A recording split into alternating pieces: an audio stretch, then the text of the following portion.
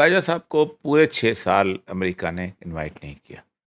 ये पाकिस्तान के पहले आर्मी चीफ थे जिनको अमेरिका ने इनवाइट नहीं किया, वरना तकरीबन सारे आर्मी चीफ इनवाइट होते रहे।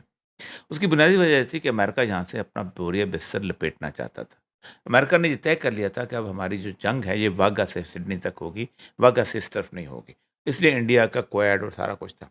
लेकिन अब हालात बदले हैं फरवरी के बाद। फरवरी में जो यूक्रेन वॉर है ना, उसने पूरी दुनिया का तनाज़र बदल दिया। उसमें पाकिस्तान की गवर्नमेंट भी बदली है, उसमें बाजवा साहब की अहमियत भी बढ़ी है और बाजवा साहब को खुल खेलने का मौका भी मिला है। इसलिए बाजवा साहब की जो है ये विज़िट जो है ये वहाँ पर हुआ है, क्योंकि बाइडन भी और पुतिन दोनों आलमी दौरे के ऊपर हैं। अफ्रीका भी गए हैं और उसके बाद लैटिन अमेरिका भी गए हैं, उसके बाद ये फार ईस्ट भी गए हैं और तमाम मुल्कों को अपने साथ मिलाने की कोशिश की है उन्होंने। आप देखें ना, रिसेंटली ये जो क्या नाम है, जहाँ कू हुई है, अपना वो जो अफ्रीकन मुल्क है, वो तो उन्होंने आर्मी के अंदर से कू करवा दी वहाँ पर। और वो एक सेनेगल। नहीं कोई और मुल्क है, पासाओ के पता नहीं इस तरह का है। तो वो उन्होंने वहाँ वो उन्होंने दो आर्मी के अंदर 2 ग्रुप थे, एक प्रो फ्रेंच था, एक प्रो रशियन था। तो ये अब दुनिया इस तरह डिवाइड होने लग गई। तो मेरा ख्याल है बाजवा साहब को उन्होंने बुनियादी तौर पर इस अगले जो आ रहा है सिनेरियो आ रहा है, क्योंकि आज जो जुमे की जो पुतिन की तकरीर थी, उसने 3 हिस्सों में उसको अपनी तकरीर को तकसीम किया। उसने कहा नंबर 1 तो ये है कि ये सैटेनिक सूरत हाल है, शैतान है ये सारे के सारे, और हम तो चाहते हैं कि हम नेगोशिएशन करें उसके साथ। दूसरा उसने ये कहा है कि हमें अमेरिका ने ही ये प्रेसिडेंट तय किया था कि एटम बम कैसे गिराए जाते हैं और हम तो उस प्रेसिडेंट पे काम करेंगे।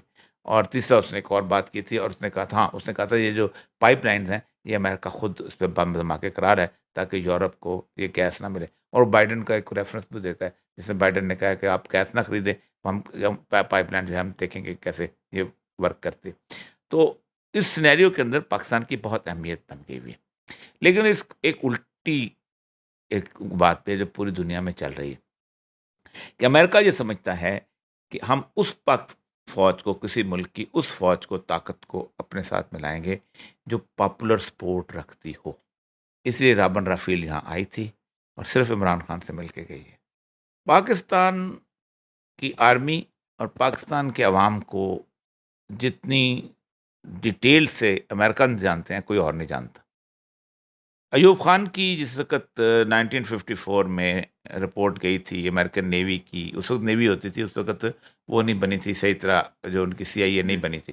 तो नेवी रिपोर्ट करती थी, रिपोर्ट गई थी तो उसने बताया था कि इसका इन्फ्लुएंस कितना है फ़ौज के अंदर, और वो बाकायदा उसके बाद डिटेल उसकी बनाई गई थी। उसकी वो रिपोर्ट पढ़ने वाली है, अब तो खैर ओपन हो गई हुई है। तो उन्होंने इसको कहा था कि ये बहुत इन्फ्लुएंस। दूसरी बात ये थी कि इसकी सिविलियंस के अंदर भी बहुत वेल कनेक्टेड और उसके वो है। चिली के एक्सपेरिमेंट के बाद और ईरान के एक्सपेरिमेंट के बाद अमेरिका उस बिल्ली की तरह हो गई है जिसके पंजे जो हैं जल जाते हैं और वो हाथ नहीं लगाती उस ताकत को कि जिस ताकत को कंट्रोल करने की एबिलिटी मौजूद हो। इमरान खान जो रेगुलर जलसे कर रहा है ना और अपनी शो ऑफ पावर कर रहा है, वो बुनियादी तौर पर स्ट्रेटजी पाकिस्तान में भी है, लेकिन पाकिस्तान से बाहर भी दिखाने के लिए कि मैं यहाँ कितना पॉपुलर हूँ और मेरे बगैर आपको डिसीजन नहीं ले सकता। तो आइंदा अगर जो भी डिसीजन होगा, इसीलिए बाजवा साहब की और इमरान खान की मुलाकात करवाई गई है वहाँ पर, उसमें प्रेसिडेंट हाउस में, और वो भी किसी और के बिहेस्ट पे हुई है। और उसमें जो ऑफ़र उसको हुई थी जिसको इमरान खान ने आउटराइटली रिजेक्ट कर दिया, वो भी बहुत और तरह की एक लंबी कहानी है। लेकिन बुनियादी तौर पर एक बात याद रखें, जो काम भी होगा उस काम में अमेरिकन से चाहेंगे कि इमरान खान की कॉन्सेंट भी शामिल हो।